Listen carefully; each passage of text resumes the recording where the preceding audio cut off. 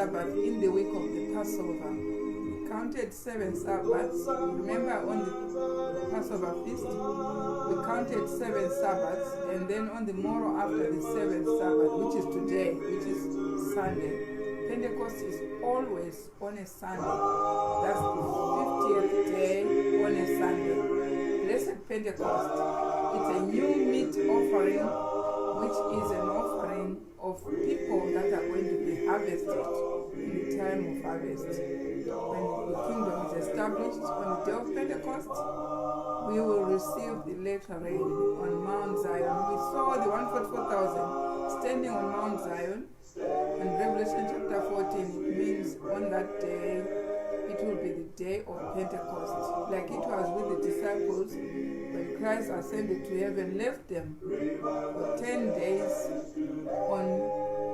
in Jerusalem to wait for the day of Pentecost. So Christ had walked with the disciples for 40 days and also left them to stay 10 more days to make them 50. It was on the day of Pentecost that the Holy Spirit was poured as a token that Christ had also been inaugurated, enthroned in heaven in the military kingdom. So now we continue to keep these times as it was with the early Christians until the time Christ comes in another feast. So before we continue with our lesson from yesterday on the prophets, today I promise that I'm going to teach 8 reasons why we are having prophets. Now before we do that, let's see who's been observing the Feast of Pentecost.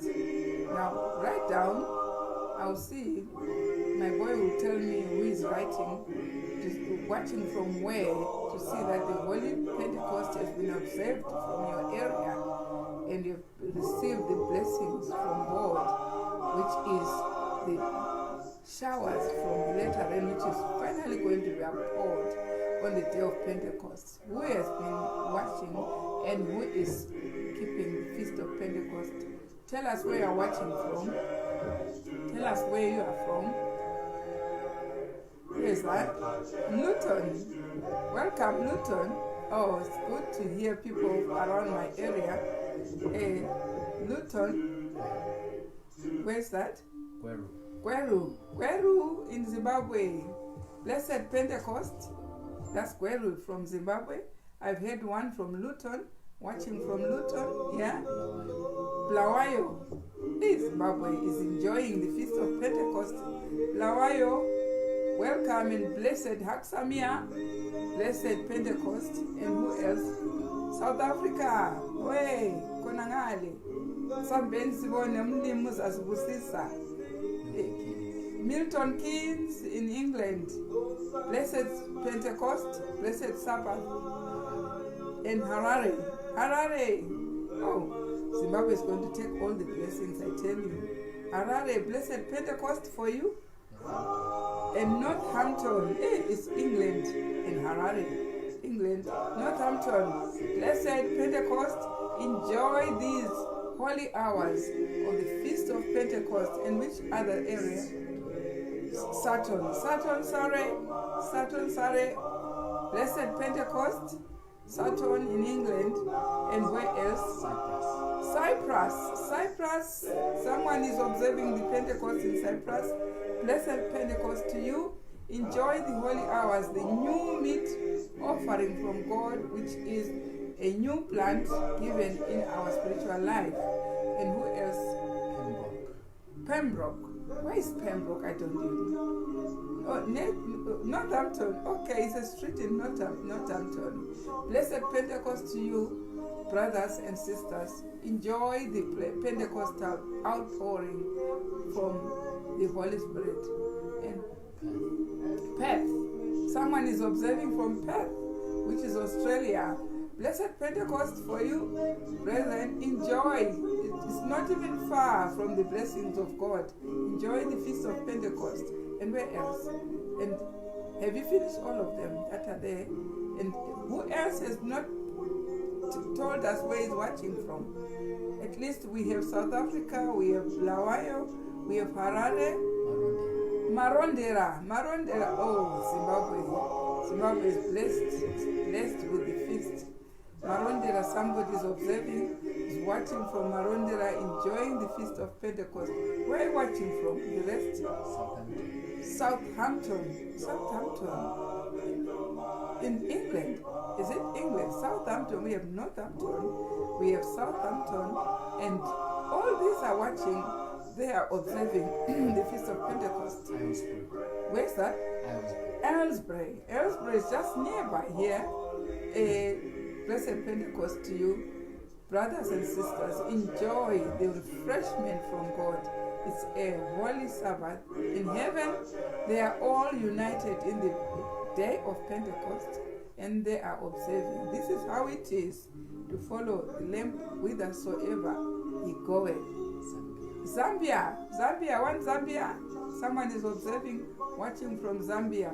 Blessed Pentecost, brethren, there in Zambia. I haven't heard someone from Redcliffe near Kwekwe. Oh, Zimbabwe is enjoying these refreshments. And where else? Chelmsford. Blessed Pentecost to you, brothers and sisters. They enjoy the holy hours. Chelmsford. Shurugwi. Let's go to Shurugwi. Where is that? Shurugwi. Near Gweru, is it? Blessed Pentecost. Enjoy the holy hours. Hello, near Essex. Blessed Pentecost. Enjoy the holy hours. And where else? Where? Pretoria in South Africa. Enjoy the blessings. You are near Zimbabwe there. Join up with Zimbabwe and enjoy all the Pentecostal blessings. I haven't heard from Malawi. I haven't heard from Botswana. Is there anyone there? Malawi, Botswana don't have Wi-Fi. Don't have bundles, is it? They say bundles there in Africa. There's bundles, isn't it? Not Wi-Fi, isn't it? But never mind. God will hear you wherever you are uniting, worshiping God on the day of Pentecost. Uganda, Kenya, where else? Yeah, Indonesia, Philippines. I haven't heard from you. Canada, Toronto. Is there anyone from the? Oh, they are sleeping. The time zone. Anyway, some of them are in bed right now, and some of them are still, it's morning. It's all different time zones. They will come up in the lesson when we are in the lesson. Anyway, may God bless everyone. Let's enjoy the messages which are brought to us on the day of Pentecost. Shall we start with our lesson for today? As we promised yesterday, we promised that we are going to enjoy the 8 reasons why God is giving us prophets in all ages, from Adam to the end, to the time Christ shall come. We saw yesterday that in the beginning God was coming in person, face to face with Adam. We saw that. But when they sinned, then the ministration of the prophets took possession, so that God continues to come now through prophets because of sin. So there is no day and age we don't have a prophet. The fact that we do not recognize is not a point, is not the fact that God does not have a prophet. We might have prophets here and there. We might even chase them in our churches, from our churches, disfellowship them, but still God will go to them when he needs to communicate something, because that's the design in the Bible. In Amos chapter 3 verse 7 it says, God will do nothing unless he informs the prophets. So whether it's somewhere uninviting environment, God will still go through the prophet. Like what he was doing to David. He wouldn't send anybody to David when he sinned. He sent a prophet, Nathan. He had to send somebody. Always. We saw when Saul sinned, he had to send Samuel. So everywhere, when Ahab, who was reigning, a king of Israel, sinned and were not keeping the statutes and commandments, he raised Elijah. Elijah was going there and telling God, stop the rains until they keep the statutes and the commandments. So there's no day and age. Even when in 1844 he sent Sister White And Sister White was there until 1915, being sent to the people. So don't tell me there's something really sinister with 1915 until this day, that we should have an empty space without a prophet. So someone is not reading somewhere there, someone is not getting in touch with God, so that we know how God operates. So today we are going to study. I had somebody say, talking about Hebrews chapter 1, we say, God at sundry times spoke to prophets, but at this day he speaks to us through the Son of God. He said that. But let me tell you one thing. They will even say that to Christ, that all the prophets prophesied until John. They said that to Christ. But Christ was there as a prophet. But they were telling them that the prophets ceased with John. But they were actually making that verse to refute the current prophets. There was a prophet which was the main prophet with Christ. When he was working, he was a man. But they were saying, oh, all the prophets we know, they stopped up to John. And because the verse was saying that, but that was not what the verse meant. And even Hebrews, when we are saying God speaks to us through the Son of God now, is not speaking us through the prophets. But look at, if you go to Matthew chapter 5, Christ doesn't say so. Christ tells us there are still prophets. In Matthew chapter 5 verse 17, what does he say? Think not that I am come to destroy the law, right, or the prophets. What is it he is talking about? He has not come. He did not come to destroy the law. That's why we're still keeping the 10 commandments. That's why we're still keeping the feasts. Those are the laws of God. He had not come to destroy the law or the prophets. He had not. We always say he didn't destroy the law, but do you know he didn't destroy also the prophets? The ministration of the prophets, he has not come to destroy. He says so. And what does he say? I am not come to destroy, right, but to fulfill. To fulfill, yeah. And for verily I say unto you, till heaven and earth pass, one jot or one title shall in no wise pass from the law, till all be fulfilled. Right. So, but we know Christ did not come to abolish prophets. No, not at all. So don't tell us he's just talking to us through. When he says yes, he's talking us through Jesus Christ, who is risen, but he does not come in person to talk to you. He uses the prophets, because he has not come to destroy prophets. He has come to fulfill. And we see even after his time, we still have people who were appointed to speak to us. We still had Paul, we still had all the disciples, we still had the reformers, we still have William Miller, Sister White, we still have all that. So you did not get the verse on Hebrews chapter 1 right. You have to correct it somewhere. It does not nullify prophets. It actually shows that all those who are being raised are speaking. Who is using them is Christ. So this is what we should correct as a people, so that we do not strengthen ourselves on a wrong tangent. So here we have to study the reason why. And the first reason I was saying, let's go to, we'll study the whole chapter on APAY. I saw it was a prophet. A prophet among you. Yeah? A prophet among you. This was written by Sister White. So we want to know why God is raising prophets in every generation. That's why God says, I have not come to destroy prophets at all. He raises prophets. He speaks to them. How does he speak? We will see that as we study. From chapter 24, we go up to chapter 27. So it's a long way. It's a long ride. Have your cups of water or cups of tea, whatever, and drink along, for we are going to learn. All right, start reading from the gift of prophecy. The gift of prophecy was used to prepare the way of Christ's first advent. Right. So the heading there, what does the heading say? Why prophets are used. There are 8 reasons. Right? So the gift of prophecy was used to prepare the way for Christ's advent. Are we sure? Christ didn't just come. Somebody prepared the way. And that somebody who was used was John the Baptist, who was born and prepared in a way that a prophet should be prepared, so that he prepares the way for the coming of the first advent of Christ. Now, he is coming the second advent of Christ. Does God promise that there should be someone to prepare the way of his coming? Yes. Go to Malachi chapter 3. Yes. Chapter 3. We are used to chapter 4, but let's go to chapter 3 and see verse 1.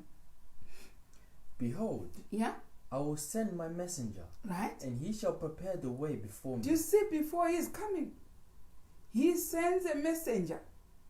And we saw in the next chapter, on chapter 4, that the messenger has got 2 messages, statutes and judgment. Chapter 4, verse 4 to 5, it says, remember ye the law of Moses that I gave in Horeb, with the statutes and judgment. And behold, he sends a messenger. Chapter 3 says, behold, he will send a messenger. Do you understand? Before he comes, like he did when he came the first time, he sent a messenger. So the first reason we are seeing there why he sends a prophet, he sends a prophet to prepare the way, or to prepare a people to be ready for the coming of Christ. He cannot just come without a special preparation.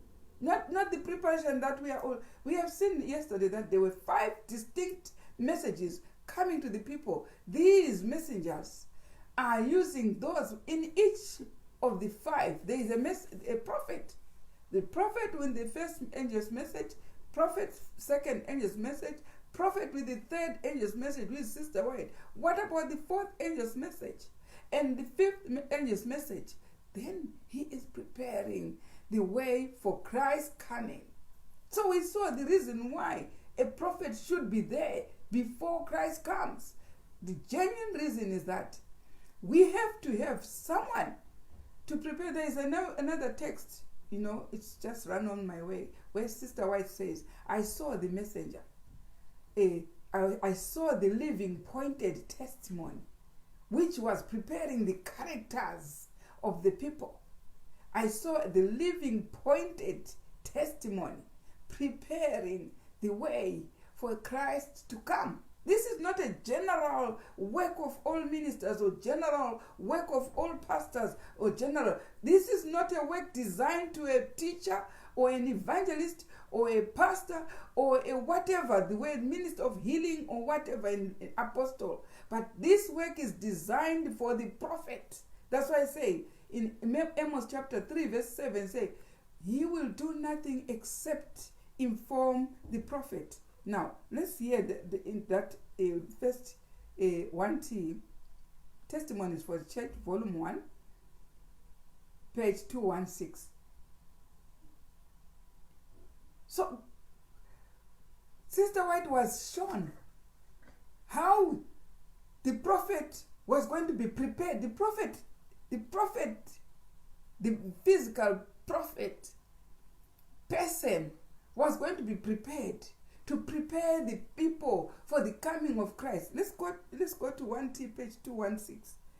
Yeah. I have been shown that the Lord is reviving the living pointed testimony. Do you see, there is a particular person who God at a time revived to prepare people for the coming of Christ, like it was with John. This one is a person who was raised only to prepare the people for coming of Christ. Meaning, people were working as usual. People, pastors and everyone, churches were still going on as usual. But God will raise somebody like he did with John. And John was being asked, what are you? What designation are you? And John will say, I'm a voice in the wilderness. So you see, he had no part to do in the ministry which was there in the then church, where when Christ came for the first time, there was the Jewish church. John was not even a minister there. John was not even was nothing. He was a prophet to prepare. There was no prophet more than John who prepared people for the coming of Christ. He was a voice in the wilderness. He was nothing that people knew. Because when Christ will take anyone you know as a leader or as a dignitary in your church, people will have no test. People should be tested.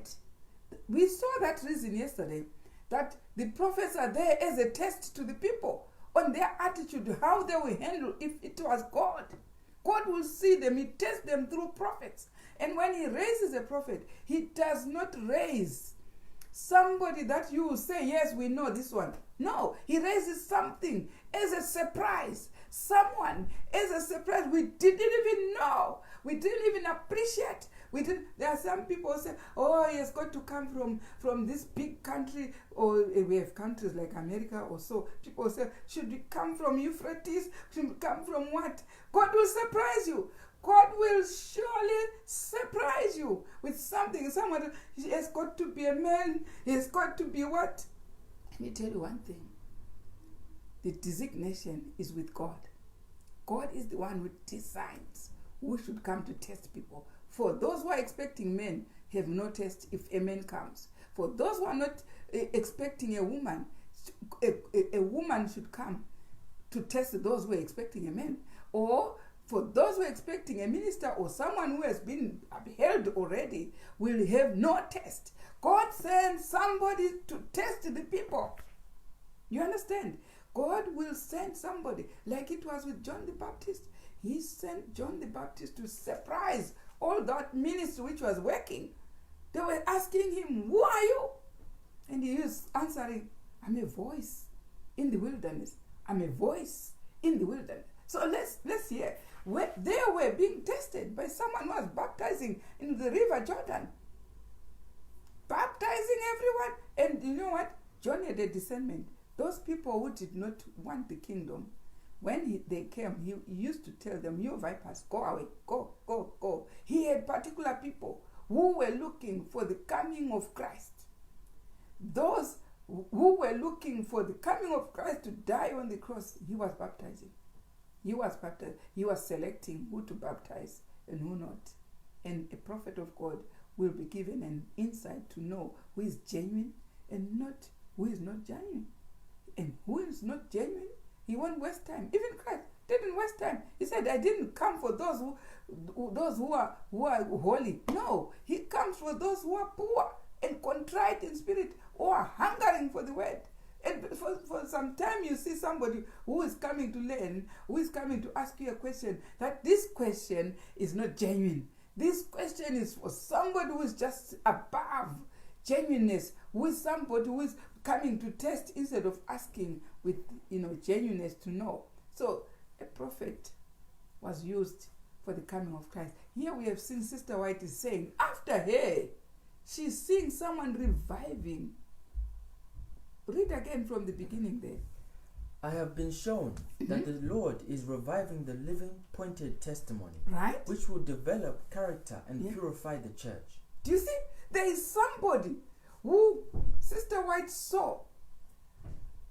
Who she said a living is somebody is somebody alive, isn't it? A living, pointed testimony who will come and revive the church. How does he revive the church? Because we know there are walls all over in the church. There are big keys locked. No one to preach anything new apart from what they know. So God has got methods. Don't tell me why God is giving us internet, giving us Wi-Fi. Noah didn't have Wi-Fi.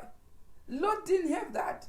But in our period, he knows our actions at last. So he devises a very good way, technological, and gives freedom of expression.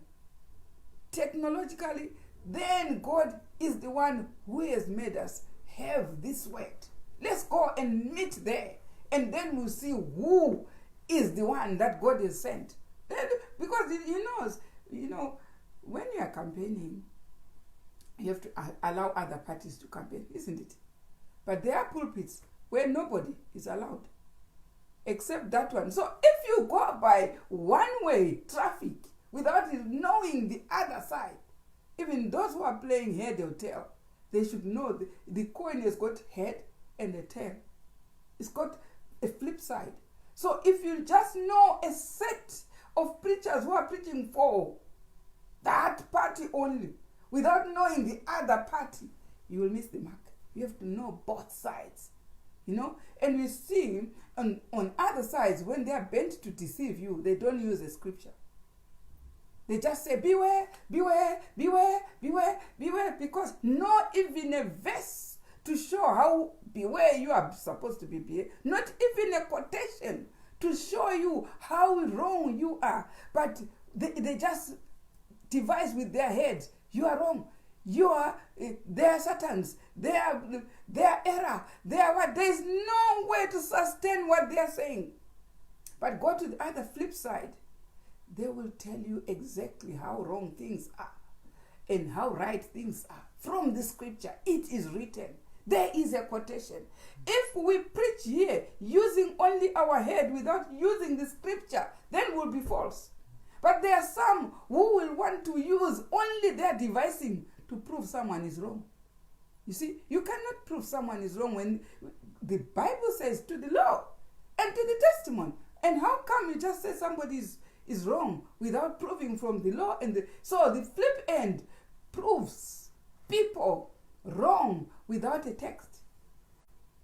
Well, the other end proves people wrong or right with a text. With a thus said the Lord, with a spirit of prophecy. They read and eat the book. They eat until they know. Martin Luther, when he started reforming, he was given a Bible at the effort, the church. He was given a Bible because God knew now you are reforming. He gives you information so that you sustain your position as right. When he actually proved who he was fighting was wrong, he was bold. So when you see people coming out bold, they have researched. They have to research. This is the job of the prophet. The prophet has to eat and drink the book. Eat, not only chew it, but drink from it. So that you come up bold and say, that is wrong, that is right, that is right. That's what God does. So yes, said, I saw, Sister White is saying, I saw a living person, living pointed testimony. So whatever we are saying to the law and to the testimony is, God is saying to the law, what is the testimony? It's the prophet.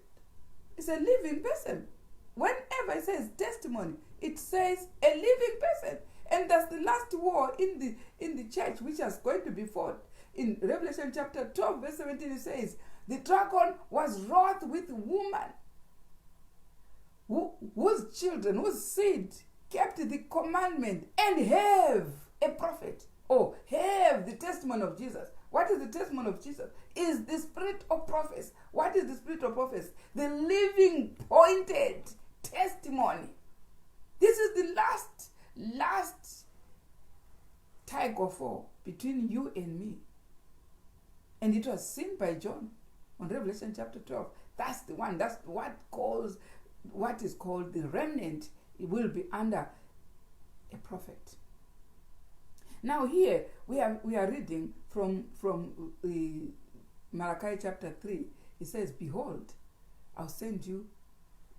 Now let's go to Malachi chapter 3 verse 1. We said there was a prophet to prepare the coming of Christ in the first advent. There is a prophet also to prepare the coming of Christ in the second advent. Read on. Behold, I will send my messenger, and he shall prepare the way before me. And the Lord whom ye seek shall suddenly come to his temple. Right. Even the messenger of the covenant. Right. Whom ye delight in. Right. Behold, he shall come. So you see how Christ will come after a messenger preaches. And the Lord suddenly comes to his temple. He's not coming in clouds yet. to his temple. We saw already that he's going to establish the kingdom in Jerusalem. That's where his temple is. Suddenly come after someone has prepared the way. How do you prepare? Directing people what is supposed to be done by God now. What is he supposed to do? He's supposed to come to his temple to establish the kingdom. He's not yet coming to collect people to go to heaven yet. He's suddenly coming to his temple. That's supposed to be done to prepare the people for this coming. There should be appointed living prophet to do that. Read on. But who may abide? Who then may abide? The day of his coming. The day of this coming. If you do not take heed to the prophet's warning, who is going to abide when he comes? Because when people were expecting Christ in the clouds, Christ is already there. We saw how he takes the 144,000 and he sends them throughout all the Gentile countries to collect them to the kingdom. Who may abide? These all prophecies have got to be fulfilled before the coming in the clouds where we go to heaven. Why are we in a hurry to go to heaven? As if we were the one who have been preparing that heaven. We are supposed to prepare for the kingdom first. And the prophet has to direct us, because long ago we have been preaching that we are waiting to, is coming with clouds. That's what we have been preparing, but God sends appointed testimony right on time before his coming with the gospel for the kingdom, for the establishment of the kingdom. Matthew 24 verse 14, to get ready the people for the kingdom. Who may abide? If you are not ready for the kingdom, who may abide? How do we get ready for the kingdom? By keeping the feast. As we are in the feast of Pentecost today, this is preparing us for the kingdom. And when people are being told to keep the feast and they are refusing to be candidates of the kingdom. That's what they are refusing. Who may abide? And what? And who shall stand? Who shall when stand? He appeareth? When he appeareth. For he is like a refiner's. Right? Fire. Right? And like fuller's soap. Right? And he shall sit as a refiner. Do you see and now purify. Christ is not coming to take anybody yet. He is coming to sit and refine. We saw already Christ standing on Mount Zion with the 144,000. Now these are the current ministry when Christ is coming the second time. It's not the ordinary ministry that we are looking for, thinking that we'll get answers from. The ministry which is there when Christ comes are the 144,000. Who may abide when he comes? He is going to refine. Listen what he's going to do. And he shall sit as a refiner and purifier of silver. Right? And he shall purify the sons of Levi. Do you see, he has got a ministry. He's got what is called the sons of Levi now when he comes. And what? And purge them as gold and silver. Right? That they may offer unto the Lord an offering in righteousness. So he's not yet going to heaven yet. It's the establishment of the kingdom. But he sends a prophet to prepare people for that kingdom. When he comes, he starts now to purify the sons of Levi. How does he purify the sons of Levi? The 144,000. They receive the latter rain. That's the purification. And when they receive, they start now collecting all the Gentiles. But who has got that message? It's the prophet. So let's go back to Acts chapter 24, where he's saying the first job a prophet should do is to prepare the people for the coming of Christ. And we need that. We need that. And read on, yeah? From the gift of prophecy. Where? The gift of prophecy was used to prepare the way for Christ's first advent. Right? Wherefore, in all things, it behooved him to be made like unto his brethren. Right. So the prophet was like his brethren. That's where there is a key problem. Because if someone is raised that you know even his weaknesses, you know even his whatever. Let's see when he is raising. Deuteronomy chapter 18 verse 18. What does it say?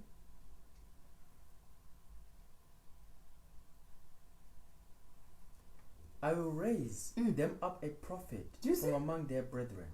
So it should be coming from their brethren. It shouldn't be someone coming as an alien from another continent or another planet.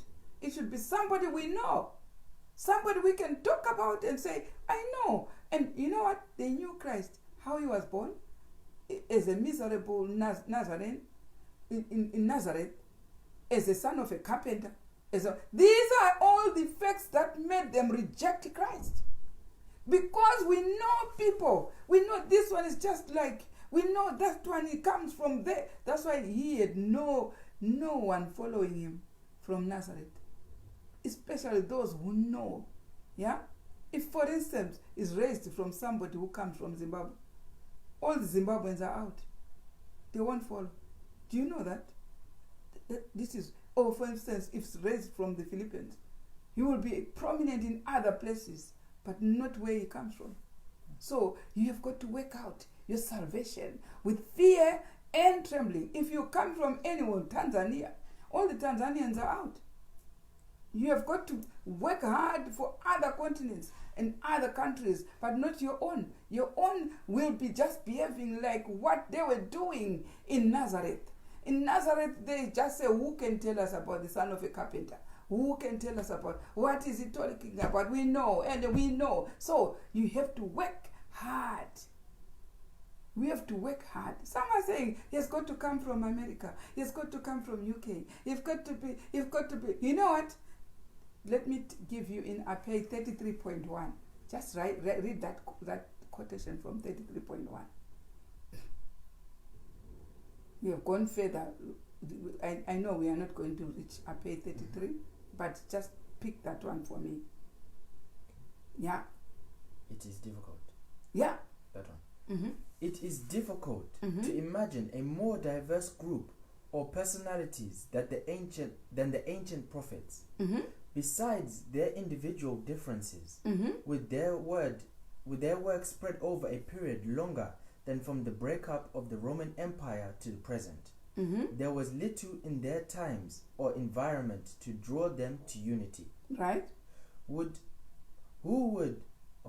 could have differed more than one man who had been drawn out of the nation of idolaters, and another who had been reared from childhood? No. The topic I want is 34.2, sorry.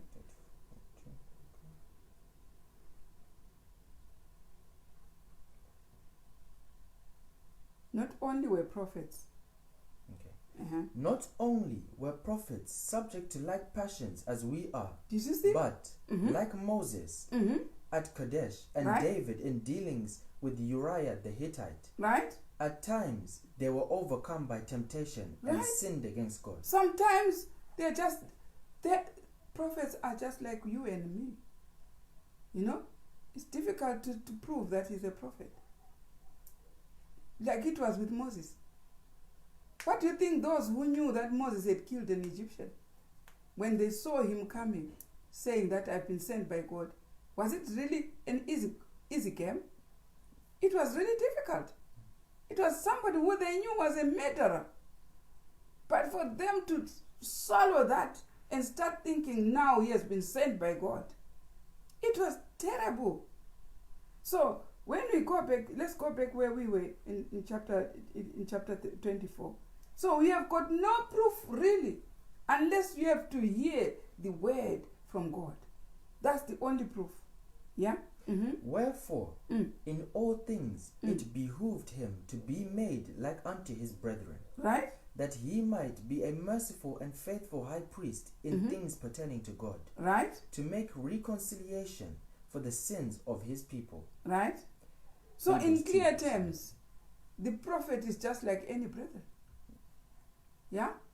Just like anyone. You cannot really prove.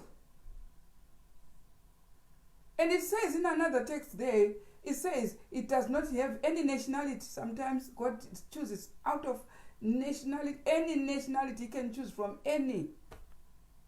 If you say he's got to choose here, he's got to choose here, not anywhere else, you'll be surprised. You choose somewhere else to test you. He does that. So, read on from 24. 24. Yeah, I pay 24. Where you were reading? To work out the plan of salvation, Right. it was essential that God become man, partake fully of his nature, live among men, be tempted in all points as other men are. That's the and in reason why. human flesh. Otherwise, if Christ just descended from heaven with all his majestic power, everyone was going to believe him. But it took Christ to be born as a small kid, like any kid, and worse in a manger, and worse brought up by the worst poor parents, so that he tested those who were on the upper noble people, so that they know this is truly the Redeemer. They will laugh their lungs out when Christ was born. So if you have any cups that you are using to measure, you cannot use those ones. You can only use the very cup to the law and to the testimony to measure who it is God is using the last day. Because Sister White saw the pointed testimony, living pointed testimony, who is going to prepare people for the coming of Christ. So in other words, Sister White saw a prophet in the last days, preparing those who agreed were prepared for the kingdom. Those who were pompous, like it was when Christ was born, there were people who were born, but what can come from Nazareth? What can come? Yeah? So are we not saying the same here in this day and age, when God raises someone from another country which is poor, or from another country which we think we despise, or anyway say what can come from that country? Are we not saying the same? Then, alas, there shall be gnashing of teeth. There shall be crying. There shall be mourning in the day of trouble, such as never was. For God has promised us that he will send somebody to prepare his way. And we have seen even our testimonies prove that. They say, I saw someone in a vision. God gave Sister White a vision and showed somebody. If she knew the name, she could have uttered, but God wouldn't allow. So that it comes to you and me as a test, like it was when Christ was born in a manger by poor parents, walking miserably in Bethlehem. Nobody opened door for them.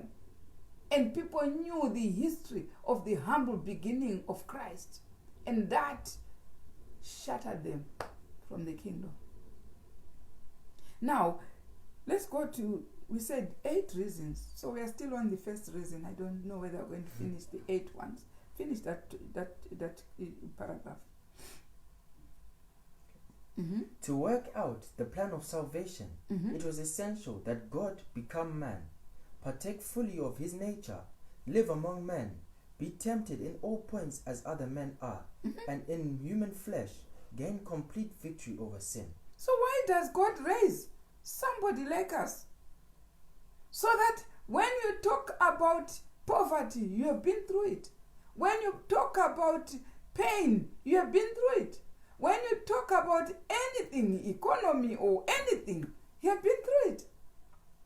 Do you know it? The current state, when people are crying, there is so much chaos of life, there is so much trouble, there is so much hardship, but God will come up with somebody who will only worship God and God alone. So you have got nothing that you will raise unto God to say, because of this, I didn't make it. You've got nothing. So he's raising. He's not sending somebody from another planet. He's raising from your brethren. You have to obey. This is what he said. You have to obey. Now read on. To bring man's thinking and living back into harmony with God's, a revelation had to be given through a life. Choosing men to work for other men and to pass on to them special messages, to pass on to them special messages from God is obviously the most effective general method that could have been chosen. That's the only general method that God chose for people to be saved. Is choosing a brethren. Because if God chose somebody who is not of that planet, they would say, this one is able. If you say, we're going 3 times a year to keep the feast in Jerusalem, some will say, I didn't have money. Then God will say, how did this one next door to you get the money? Yeah? So he chose someone who will live with us, who knows when God is saying 3 times a year, he means it. When God is saying keep the feast, he means it. Will actually keep together with you. And that person is there, and God will say, that person is doing it. So when he is doing it, why is so and so not doing it? That's why we can find a prophet going to Israel. While those who think they are leading, they are good, they are original, they are not even keeping those feasts. So let me tell you one thing. God chooses a prophet to endure what we endure, so that God will prove we really actually refused for somebody who was like us did. Yeah?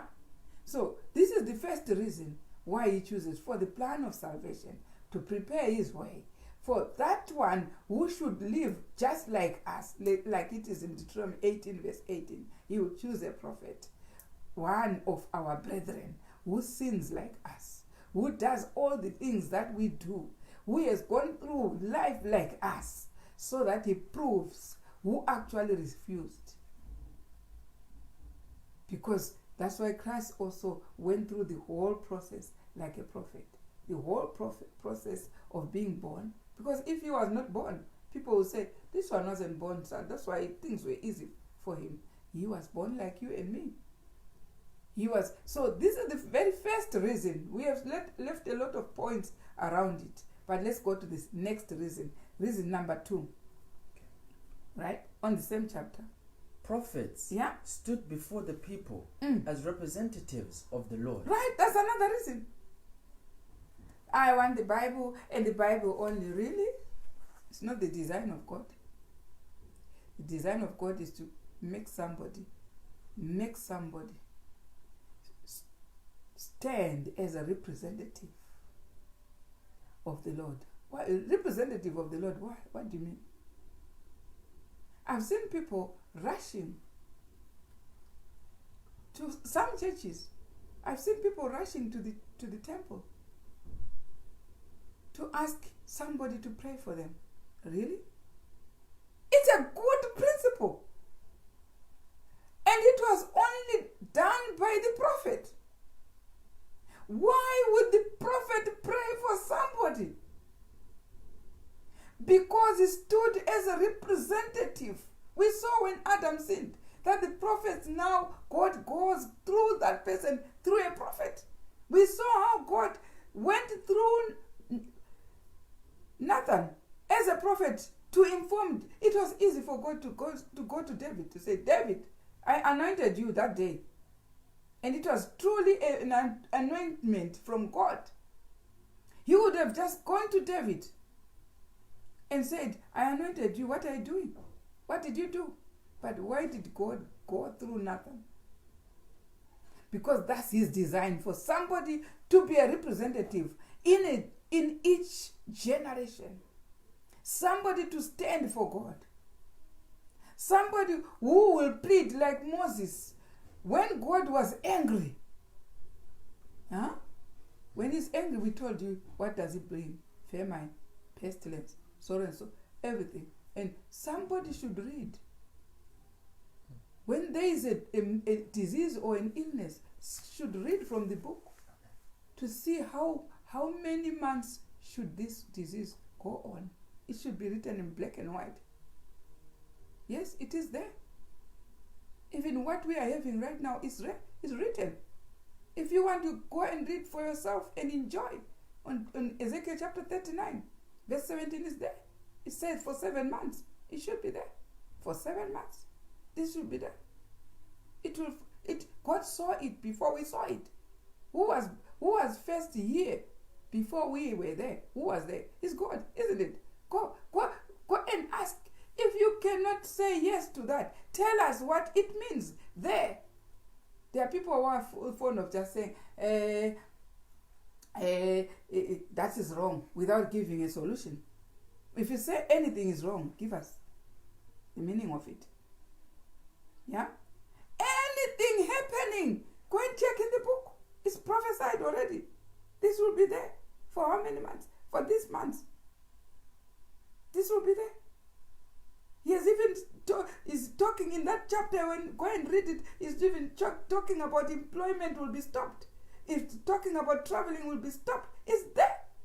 All that is there. And he's even talking about all this stressing and searching and whatever on the apps and whatever. It's saying they will search. It's there. So God will design somebody who stood as a representative all the time. He stood as a representative all the time. Now we are seeing, this is the second reason. The first reason we saw, for someone to prepare. And we need preparation. It's our time to be prepared for the coming of God. And now we also need someone who's a representative. Don't say those people who are frustrated, say, you prophets, why didn't you tell us about this thing? They are frustrated because they know God has a representative in each day and age. Read on that chapter. Mm-hmm. Their presence showed the people that God was sufficiently interested in them. The presence of a prophet. To have someone to tell us what is happening. To have someone to tell us where we are going. How to prepare. Where, even 3 times a year. He says that, I think it's in Deuteronomy chapter 11, where he says, I'll send an angel. Behold, I'll send an angel. Deuteronomy chapter 11. When you are going to Israel, he sends somebody. You don't just go. Yeah? Have you found it? Verse. Check on 23. Then will the Lord drive out. No.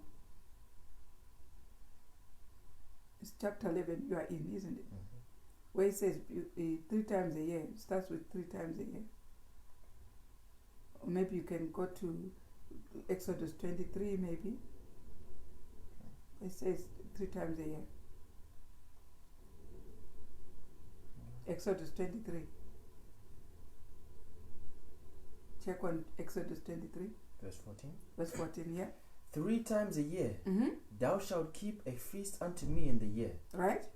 Thou shalt keep the feast of unleavened bread. Mm-hmm. Thou shalt eat unleavened bread 7 days, Right? as I commanded thee. Mm-hmm.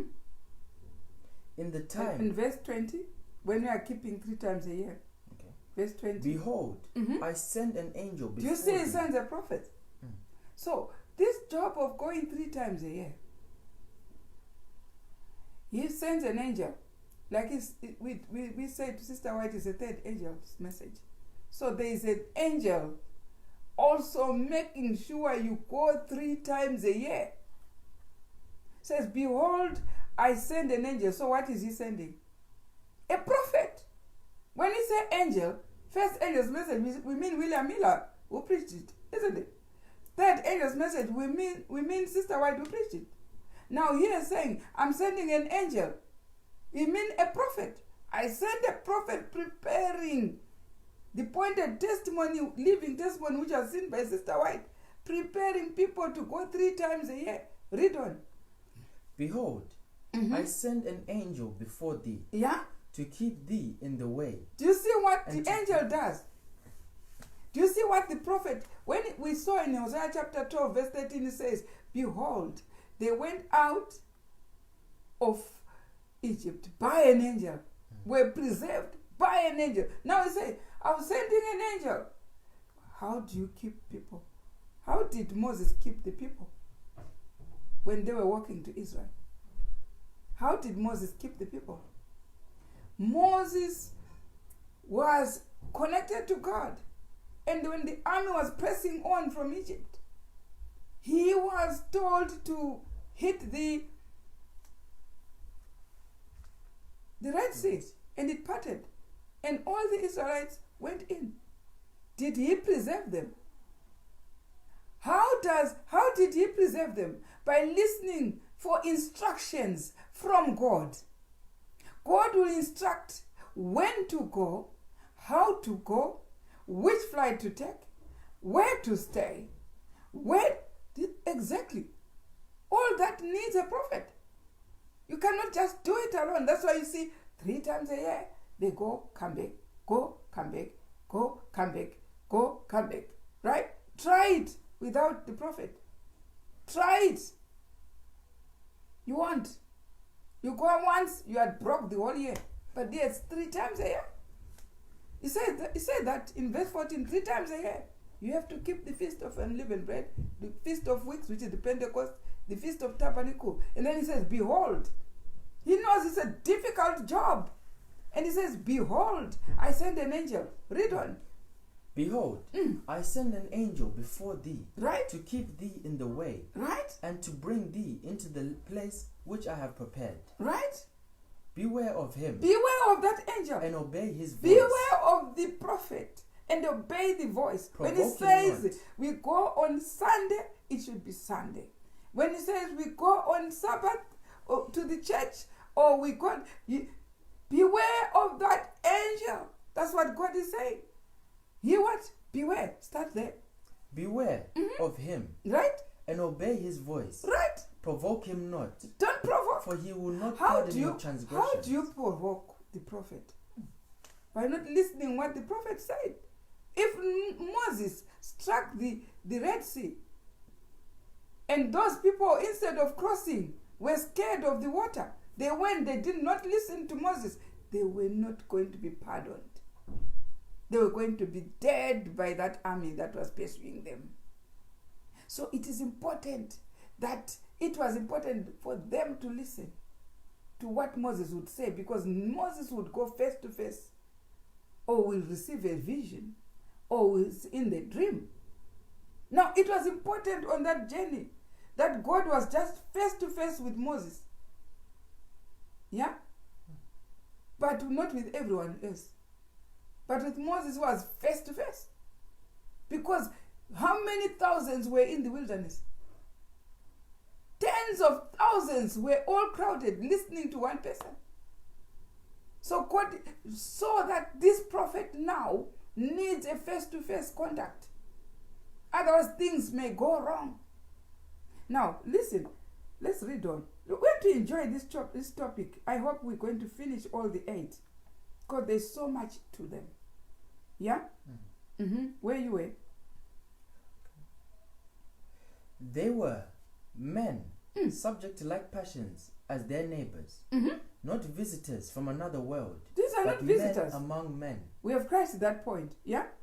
While the plan was subject to dangers because of the weakness of humanity in the person selected, yet it possessed inherent possibilities for success not present in any other method. Right. So, who comes with a method? It's God. Look at the method he used to Moses. Is it the same method he was using to Miriam or to Aaron? Is it the same method he was using to Nathan? Or is the same method using to Elijah? Or same method he was using to all the prophets that you can think of? So do not get an example of Sister White, how she was being used, and say all the prophets should be like her. There are different methods which come about with God to each different prophet. Now read on. Right? In a sense, all the prophets of the Old Testament were forerunners of Christ, types of the coming Messiah. Right? Peter, addressing the people in Solomon's porch, avouched that in Jesus was fulfilled Moses' prediction. Was Peter a prophet? Read on. He said, a prophet shall the Lord your God raise up unto you of your brethren, like him shall ye hear. Was Peter a prophet?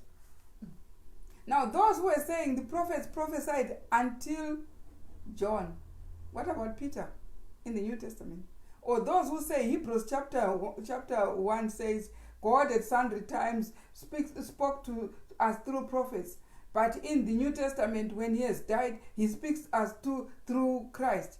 Now, who is now? Peter is a prophet, isn't it? He's saying, unto me. Peter was a prophet, isn't it? At the same time as an apostle. And at the same time as a prophet. He had all those qualifications.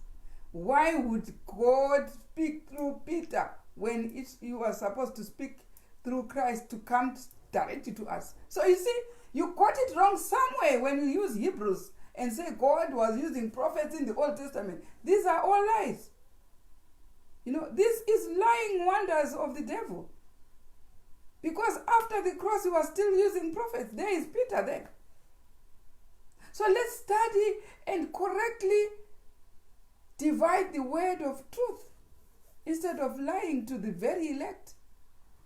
Right? And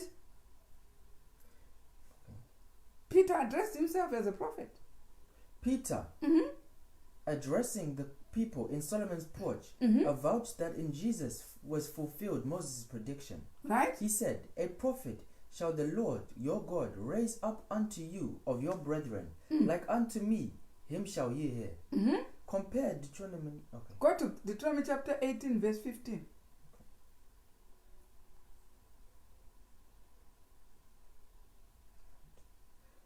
The Lord thy God will raise up up unto thee a prophet from the midst of thee, of thy brethren, like unto me, unto him ye shall hearken. Now, what is a prophet? A messenger. Someone with a message. So, God still have messengers after the New Testament. And worse, in our time when we are being prepared for the coming of Christ, he needs a strong prophet. And what? APA what? Jesus is listed. Okay. Jesus is listed among the prophets. Yes. For he represented God before the people.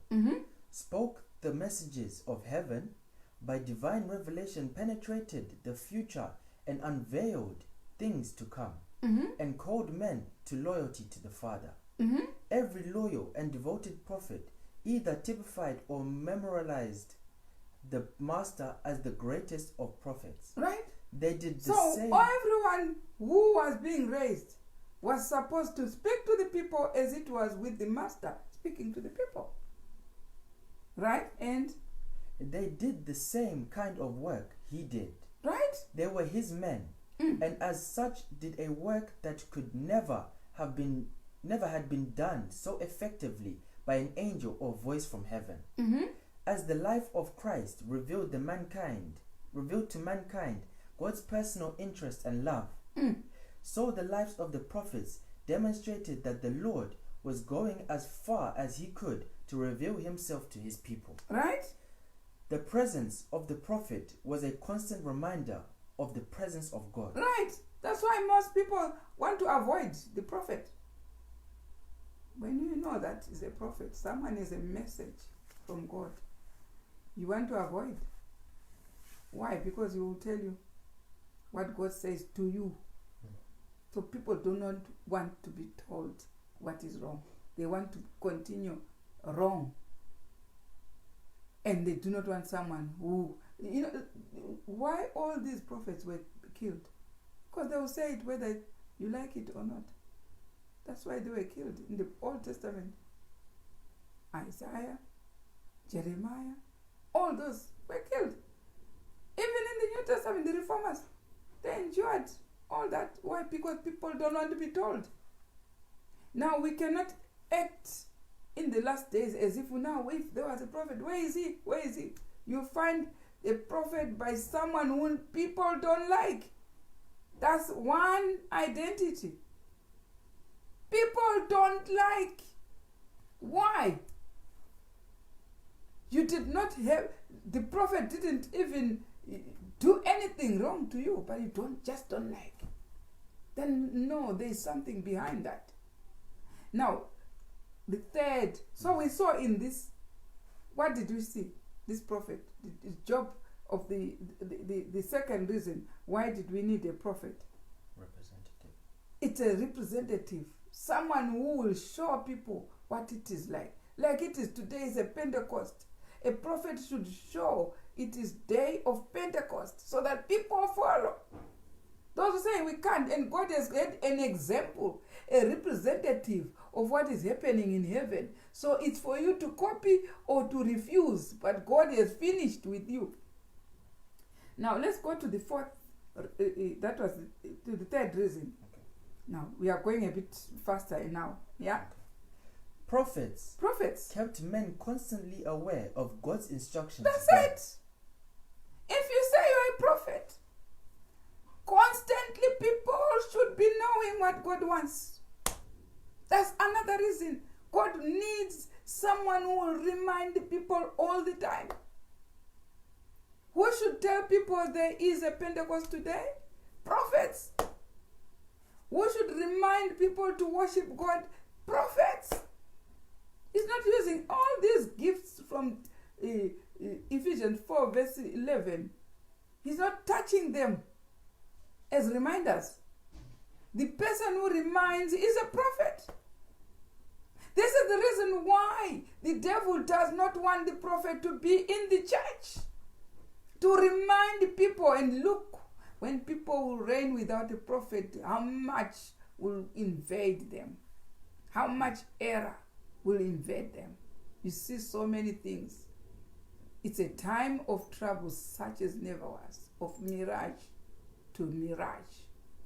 Now, here, the prophets kept men constantly aware of God's instruction to them. How should we know what God wants? Commandments, statutes, judgments, testimonies, all were given to Moses for us. And the last one, behold, he will send Elijah with the what? Statutes and judgments. Who should do that? The prophet. Sister, I saw somebody. Somebody is to come with the spirit and power of Elijah. And behold, what would people say? By refusing to follow that somebody, they say, you're too earnest. That's bad. That's all. That's not what, it's not a problem if you write all those church manuals and all those manuals and copy what stuff you want to follow and what stuff you don't want, you leave it. But God will still raise a prophet to take what you have left in the Bible, to say, even this, you have to take even this. Take it or leave it. But God will still want the prophet to do that job. Whether the prophet is within our reach, or we have kicked that prophet out, or we don't want to see that person anymore, stay out, we'll stay. Keep to your lane, we keep to us. But in that lane, God will still visit the prophet to say, go and tell them. Tell them this is what they're supposed to do. So it doesn't change. If it's a prophet, it's a prophet. Whether kick, it's a prophet. Doesn't change. Doesn't change. You know, Ahab, he had to run away to be kept by the ravens. Why? They did not want to be told. He stayed out there. What about Christ? He always withdrew and stayed out. That's what he did. Why? They did not want to endure what the prophet did. The prophet said, what the prophet said, Christ stayed. He was withdrawing, constantly staying out there. Why? Because people don't want to hear. They don't want to hear. Now, listen. Go down in that chapter. So the prophet is a constant reminder. And they must never entertain the idea that they had no access to divine counsel. Right? A prophet among them would be a continual reminder of the nearness and availability of all the instruction they needed. The prophet is the source of all the instructions from God to instruct people. When there is anything, the prophet is, instruct. This is what the spirit of prophecy is saying. Right? So that's a constant reminder to people. You find people talking about that and in error, you just correct and say, no, it's like this. That's it. Now read on. This was emphasized by the Lord in Deuteronomy 30 verse 11 to 14. Yeah, we're reading it. Yeah? For this commandment, Right? which I command thee this This day, day. it is not hidden from thee, neither is it far off. It is not in heaven, that thou shouldest say, Who shall go up for us to heaven, Right? and bring it unto us, Right? that we may hear it and do it? Neither is it beyond the sea, that thou shouldst say, Who shall go over unto the sea Right? for us, and bring it unto us, that we may hear it and do it? But the The word word is very nigh unto thee. in thy mouth Uh-huh. and in thy heart, that thou mayest do it. Where is the word? With the prophet. It's nigh unto thee. Don't say we had no one to instruct us. God has a prophet somewhere there. But you should know the world conscientious. The people don't want to be advised. They don't want to be told. They want to worship as willy-nilly. As and when they like. That's why they say we have no prophet. We have no prophet. We have no prophet. Now, God at Sunday time spoke to them in prophet, but in this time it's the Son of God. How do you know the Son of God is talking to you when you have no prophet? Now, what was true?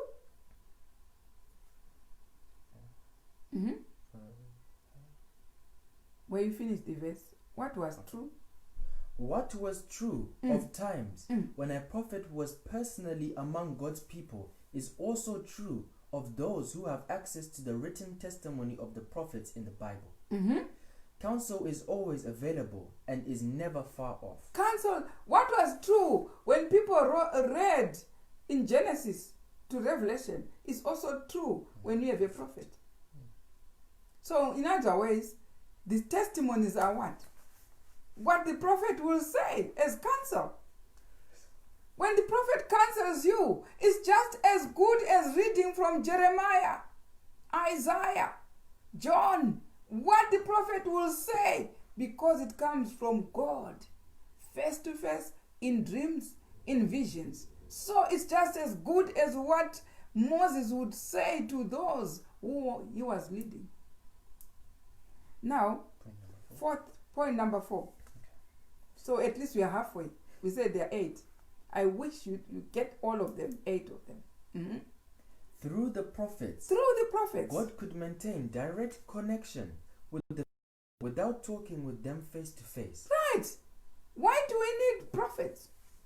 When we're talking to them, at least we have somebody who is directly in face to face with God. It is the same as someone who is face to face, like Adam was face to face with God. Now, through the prophet, we saw yesterday that the prophet goes face to face. So, God has that peculiar person who, when we speak to that person, is like someone speaking face to face with God. And visions and dreams serve the same purposes as with face-to-face conversation. Right? In vision, the prophet could be taken into the very presence of the Lord. His eyes could see the king in his glory and on his throne. Right? A sight that no natural eye could see. His reaction to what he had seen would be that of a man, the descriptions in human language. The Spirit of God guided as these revelations were passed on to the people, so there was no misrepresentation. No, sometimes you are expecting, if I had time the other weeks that come, I would show you how many ways God speaks to the prophet. Now we said visions and dreams. So these visions, how many types of visions that the prophet will have. Sometimes you find you are sitting together and can go in a trance just to answer what is being said without even closing eyes, but just listened for some time. There was something coming into the brains of the prophet which God was planting as an answer to that. That's another type of vision. So it's very difficult for you to say, I now know this one is a prophet. It's difficult because you won't know what is happening in the brain of the prophet. When the prophet is thinking, something is injected in a trance for that person to say out to the people. Now, here they were described in the best manner. Go there. They were described in the best manner of which the prophet was capable. Right. Messages through the chosen prophet were intended to accomplish the same purposes as a personal communication from the Creator. They were described in the best manner. What was it? The Spirit of God guided as these revelations were passed on to the people, so there was no misrepresentation. So how are they passed on to the prophet? They were described in the best manner of which the prophet was capable. If it's somebody who is not as educated, Sister White wasn't educated. Only went up to standard 1 or something, but was given visions that she was capable to understand. So if God raises a prophet, will give representation according to how he sees the prophet is able to comprehend. So I say, oh, it didn't go through, it didn't trend through, it didn't go through Battle Creek or whatever, or we didn't go through this institution. No, it doesn't. God doesn't give something that is hard for the prophet. Something that the prophet will be capable to understand. Now, this is what we have read. So what is it that we got from this chapter on chapter 4? That somebody who is face to face to God, who when we talk to, we know can be given representation which are capable to hear or his own understanding that will advise us accordingly. We need that, don't we? We need that. Now, the fifth. It was essential that the people should have before them a demonstration of what fellowship with God could accomplish in a human life. Don't you need that? It's essential that people should know how to worship God. What fellowship God is looking for. Who does instruct them? The prophet. How many people are worshiping in different ways, but God is somebody to say, this is how you should worship. Now read on. Though subject to like passions as we are, the prophets were men who walked with God. They are subject to like passions. They can get angry. They can also cry. They can also do everything that we do. But they walk with God. That's one thing. They say, oh, the way he was angry that day, he cannot be a prophet. No. Don't measure with your own cup. Use the cup which is in the Bible. Now, read on. Though subject to like passions as we are, the prophets were men who walked with God. Right? And as such could give witness to the transforming grace of the Holy Spirit and the molding influence of his power in a daily life. While the evidences were not always so striking as when Moses came down from Mount with his face sometimes shining. The evidence that he's a prophet or she's a prophet, it's not so striking. Because we'll be looking for someone who would look like Moses when he was coming out of the Mount Sinai, descending down, was shining. Then it was proof enough to people who were there that Moses was a prophet. But sometimes you have no striking evidence. No striking evidence. You are looking for evidence. You look for signs. Christ was saying to his followers, are you looking for signs? I have none. None. Except the sign of Jonah. That's it. He had none. Was there any proof that Christ was? But what he had was what he was speaking. People say, never man spake like this. That's a sign of a prophet. In what the prophet was speaking. People who listened to Christ all went home saying, never man spake like this. Definitely, for sure, it was a prophet. By what he said. But on appearance, he was wearing sandals, sometimes dirty sandals. The because he was walking up and down Jerusalem to Jericho, everywhere, by foot. What do you expect? There was no sign physical. There was no sign. You think you will find a sign? There was none. But when he spake, people will say, never men spake like that. It was from speaking that they noticed there is another power behind. It was just a few people who realized. You remember those people who were going and say, my son is almost dying, he's ill. Christ will just look at that and see his genuine faith and say, go and see your son is okay. Those were the people who recognized how divine Christ was. But not everyone. The Pharisees and the priests were busy planning to kill him. They didn't see that.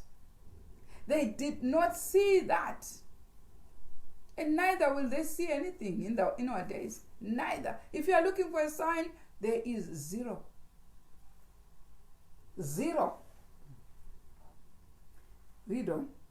Yet there was no mistaking the fact that the personal communion of the prophet with God made a distinct difference in his experience. Right. It was only his experience that was important. Moses had another experience that they did not have.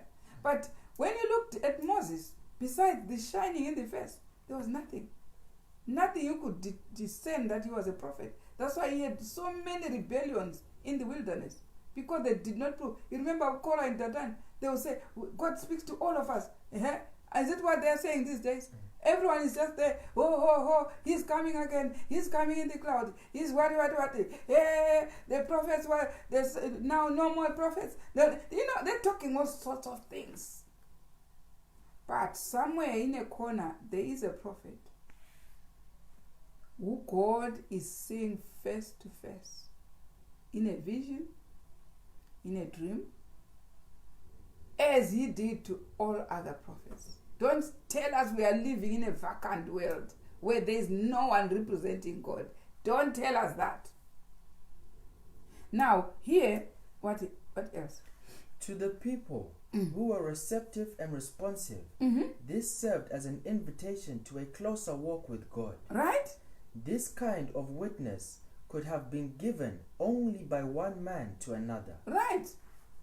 When you know there is a prophet, it's something that is in whispered tones from one man to another. Not boldly, I'm a prophet of God. Everyone, they won't see anything. And they won't prove. That won't prove you are a prophet. It's something that is, you close the door and say, hey, tell me, I think she's a prophet. Oh, tell me, I think he's a prophet. These are the people who spiritually discern, like those fathers whose children were not well. People came to Christ and say, your friend Lazarus is dead. But the scripture says he stayed for 4 days without going to Lazarus. Why? He wanted to prove to those who they knew he is Christ. And he wanted to sustain their faith. And when after 4 days somebody's in the mortuary, can you wake that person? He was already smelling. Someone said, we are coming now. He is now smelling. But he just said, Lazarus, get out. And went. And those are the people, the few who would witness that he is a prophet. He is a prophet. Just a few. He is a prophet. He is. Right? So, sixth. So what was the point there? Communication. It's communication. We need someone who communicates with God in our behalf. Who, when we say our trouble is off. For God will listen. You think when God listened to Moses when he said, how can you kill everybody? So better you kill me and take my name off from the book than kill all these people. And the spirit of prophet says, God repented. He repented. Who made God repent? Moses. We need someone like that who will talk to God on our behalf. You know, we are running all over. He was talking to the previous prophets. And today he's propheting through. You know what? You're ignoring a good privilege. It's a privilege. Now, go to the sixth point. The presence of the prophets tested the people as to their attitude towards God. That's another thing. God needs to test us if we are genuine or not. There was someone who took over when Moses died. It was Joshua. When the people were all revolting against Moses, Joshua wasn't. Remember Joshua, how he was selected? They were the only two with Caleb upon those 12 spies who said, no, we will go and inherit Israel. He was always on the side of the prophet.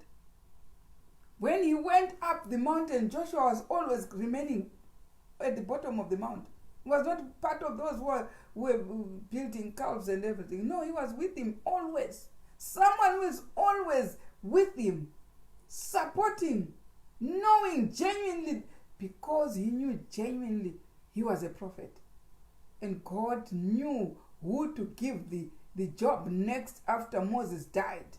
There was someone who knew that was a prophet and was learning daily how a prophet conducts himself. And it was easy. God was preparing Joshua to take over. That was the person who took over, not Korah and Dathan who were revolting. They won't take over. They never, actually went down. They didn't take over. Now here we are saying the presence is testing also the people around. The presence of the prophets tested the people as to their attitude toward God. The Lord knew that the way the people treated his prophets was the way they would treat him if he was among them. So God would say, okay, supposing I just go and say, okay, I'm your God. There was rebellion in heaven, you know that. And he's choosing a people to go and replace that crowd that was chased out of heaven, with Lucifer now being the devil. So those who are going to replace that third should be tested.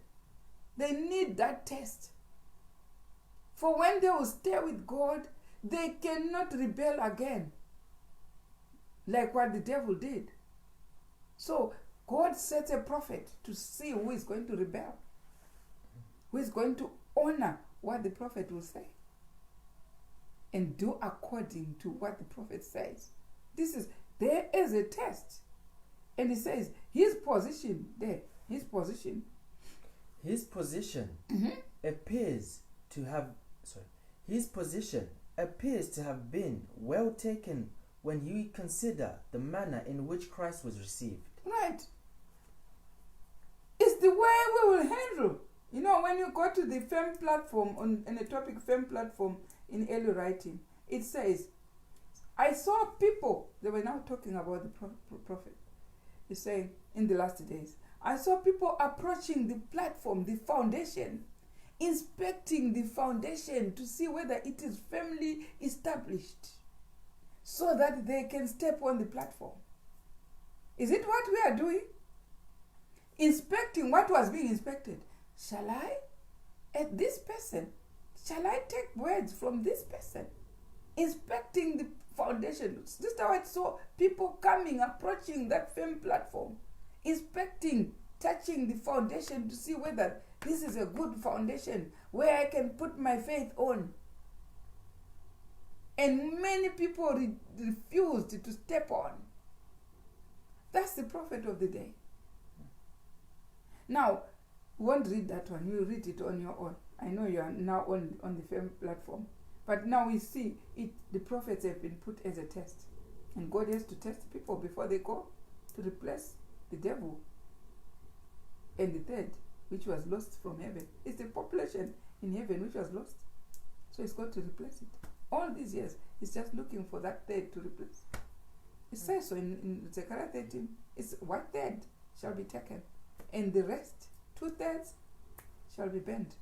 This is what Zechariah 13, read it on your spare time. So, Here, in chapter 7th point, now we are almost there, isn't it? So we are going quicker. Prophets assisted in the plan of salvation. Right? For God has consistently used a combination of the human and the divine as his most effective means for Is reaching that so, electricians? Are there electricians here? Is that so? For you to have electricity, do you combine earthly and the earth and the live wire to make it work? Exactly. God also combines the earthly prophet and the divine to make sure, if you was going to be studying how the prophet is raised and inspired, when you read deeper, you find that just the same way Christ was born in the womb of Mary is how the prophet is raised. What happened? When Christ was raised, it was the combination of the Father and the power from the Almighty and the Holy Spirit combining in the womb of Mary. Go to Luke 1 verse 35. That was the combination. That combination is what happens in a prophet. Read on. And the angel answered and said unto her. Now, let's hear the question on 34. Okay. They are telling Mary how Mary is asking, how is that going to be that I'll get pregnant, because she hadn't known any man. Then said Mary unto the angel, How shall this be? How shall seeing this be? I know not a man. I know not a man. How am I going to be pregnant? And the angel answered and said unto her, Right? The Holy Ghost shall Holy come Ghost. upon thee, The Holy Ghost and is the the mother, power isn't it? and the power of the highest shall overshadow thee. Right. So that's why we say when there are two powers that combine. When we say there is a woman, there is the Holy Ghost. The Holy Ghost and the power of the highest, which is the power of the Father. They're combined in the womb of Mary. And what? Therefore also that holy thing which shall be born of thee shall be called the Son of God. Right. It was a combination of the power of the highest and the Holy Ghost. Two combinations, like it is when a baby is born. It's a combination of two forces, the Father and the Mother. And exactly that's what happened when Christ was born by Mary. It was a combination of the power of the highest and the Holy Ghost in the womb of Mary. And then the holy baby was born. Now this is the same thing. The power of the highest and the Holy Ghost combined to raise a prophet. A prophet who has to prepare a people to meet Christ. Yeah, we're talking about no women or nation or what, and you haven't seen nothing yet. You haven't seen nothing yet. How God has to establish a prophet. It's actually, that's why he says he does not do anything except informs the prophet. He does not do that with other gifts. He just does with one gift. He combines the power of the highest and the Holy Ghost to support a prophet. That's what happens. Now, let's go back to where you were on the 7th point. Prophets assist in the plan of salvation. How? This is how when that combination is done of the power of the most highest and the Holy Ghost, the prophet is now can go into visions, trances, or even into what you call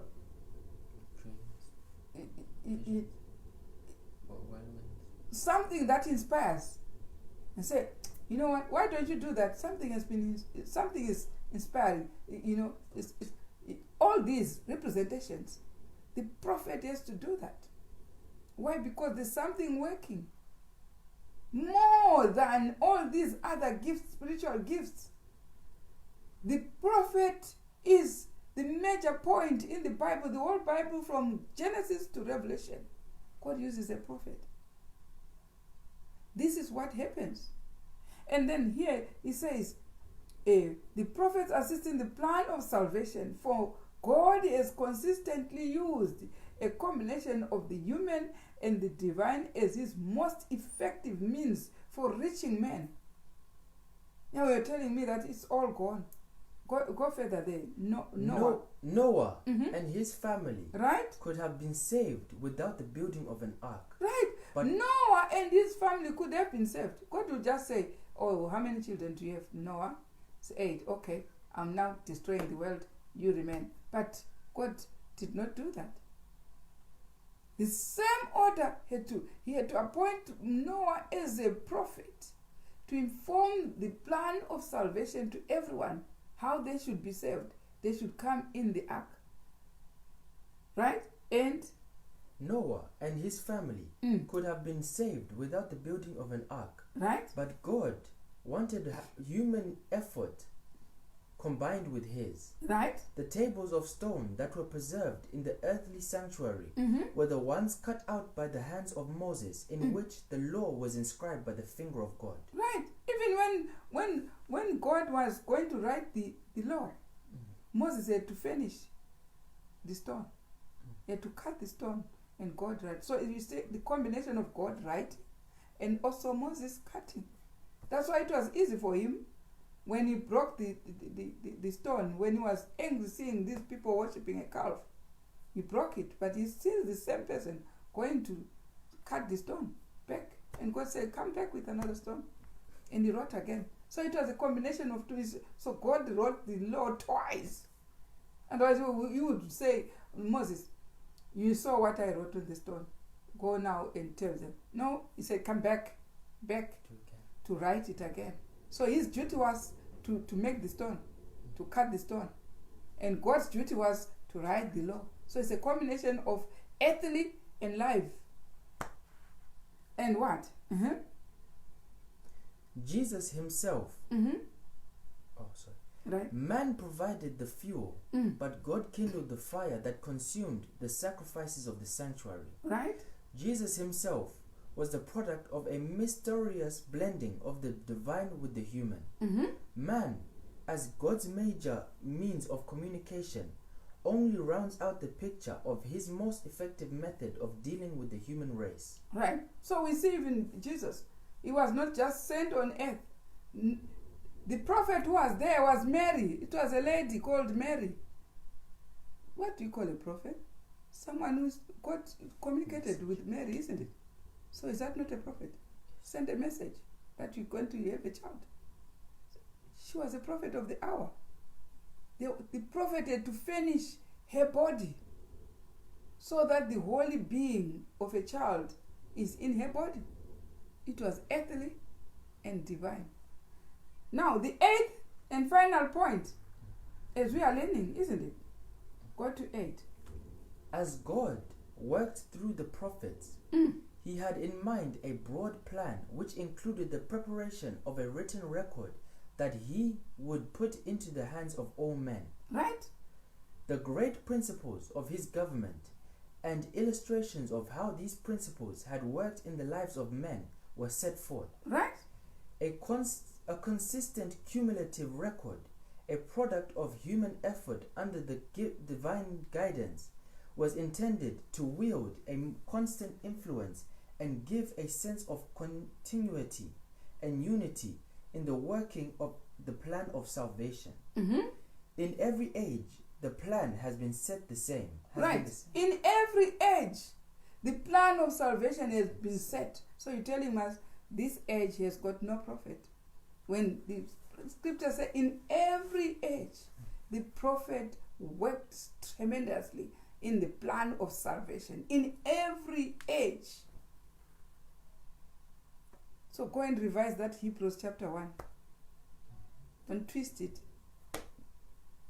If we have no prophets, because Ephesians chapter 4 verse 11 says some were prophets, some were apostles, some were pastors, some were... So if we have no prophets, then we don't have pastors. Why should we have other gifts and not have the others? Right? But if we have pastors and spiritual gifts, then the prophet is there. Simple. Right? And a consistent cumulative record. A consistent cumulative record, a product of human effort under divine guidance, was intended to wield a constant influence and give a sense of continuity and unity in the working out of the plan of salvation. Mm-hmm. In every age, the plan has been the same. Right. But the teaching of it has been adapted to particular needs of the people of that age. In the time of Noah, it was adapted to the particular needs of building the ark. In the time of Sodom, the particular needs of coming out of Sodom. In the time of the Exodus movement, particular needs of them to come out of Egypt and walk in the wilderness. In our time, the particular needs of establishment of the kingdom which is above, which is now about to be established. So, the prophet is raised to cater for the particular needs of what is there on that time. That's why we say, do we have a prophet? Do we have a prophet? Do we have particular needs for our salvation?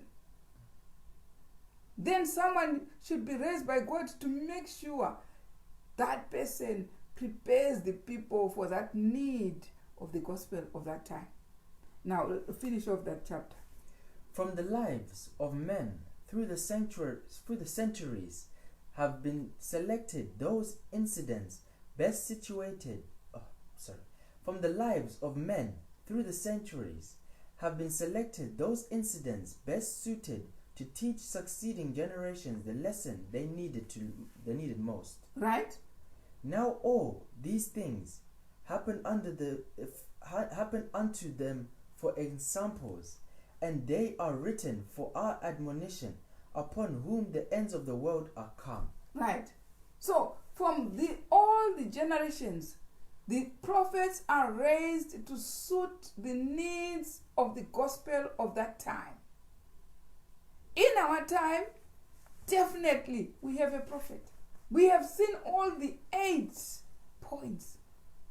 Don't we need a prophet? All the 8 points for a particular generation, all these generations. Don't we need a prophet? You and I have a lot to find out who is the prophet of the day, so that we can do exactly what God is looking forward for us to do for this gospel dispensation. For this gospel dispensation, we have to be prepared to meet Christ in the kingdom. Shall we all prepare for the soon coming kingdom?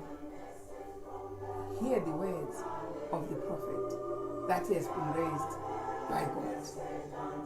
God bless the Feast of Pentecost and bless the whole afternoon as we continue to feast on the word and as we continue to enjoy in a day where others don't know it's a Sabbath. Let's show God loyalty to his requirements. God bless the Feast of Pentecost. Amen.